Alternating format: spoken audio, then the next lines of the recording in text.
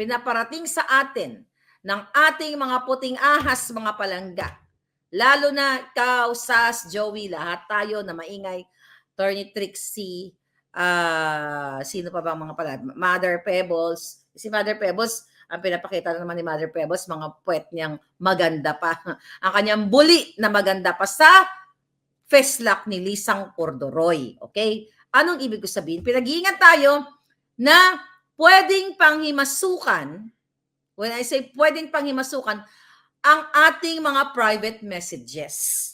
Although sa akin, wala naman sila makikita na, ipagurgur mo si ganito, ganyan, kukontak ako sa Romania, o sundan mo to si distressed mother sa Turkey kasi kailangan makuha natin yung ebidensya. Hindi naman ako si Lisa na ganun. So wala naman silang makikita doon sa private messenger ko. Ang makikita nila yung lahat ng mga sexy pictures ko. But anyway, going back, seriously mga kababayan, bakit sinabi ko mag-ingat kayo? Wag na po tayong mag-usap sa messenger. Kasi napag-alaman ko, okay, may nakausap ako kanina.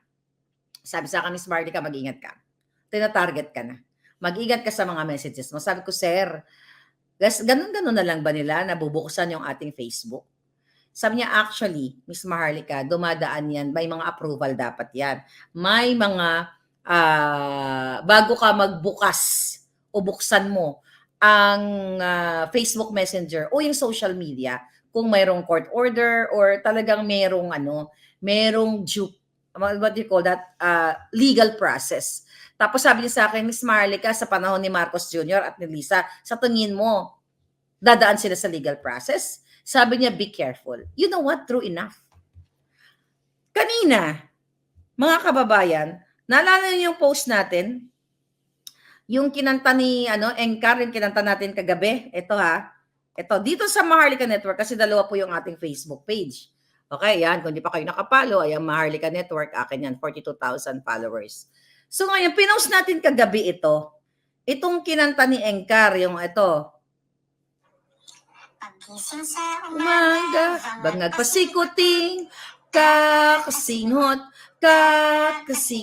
itong si Lisa Ahas, aarangkada na, mangingidnap, magnanakaw, mga bangag sa palasyo, tara na, tayo na, tambalos sa palasyo, si masigla, sa palasyo, hari na, kaya ang pera ng bayan, simut na. Okay. So, active pa siya. Pinapakita ko sa inyo. Okay. Okay na. Okay. Active pa siya dyan. Walang report sa Maharlika Network. Pero nung lumipat ako sa aking Facebook na isa, kasi di ba, dalawang Facebook ng pinatumba nila sa atin. Si Lisang may gawa niyan. Gobyerno ang gumawa niyan. Huwag ka magsinungaling, Lisang Jutang Ginemes ka. Alright. So mga kababayan, ito'y warning sa ating lahat. Okay? Yung mga sensitive, huwag kayo mag-uusap sa Facebook kasi si Lisa ay pwede niyang buksan. Ayan po yung isa kong page, Boljakan. Okay, naka-receive yan kanina ng report. Ang report nila, mga kababayan, yung kanta na tayo na dadada magpulburon, di ba? So ito, right? Naka-receive ako.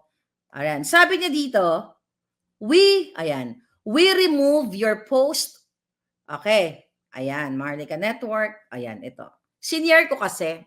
Nakita nyo? We remove your post. Ano ang ni-remove nila? Tayo nang sumingot sa palasyo. Nakita niya? Shared by Boljakan. Tayo nang suminghot sa palasyo. So, dun sa kabilang page, wala siyang report.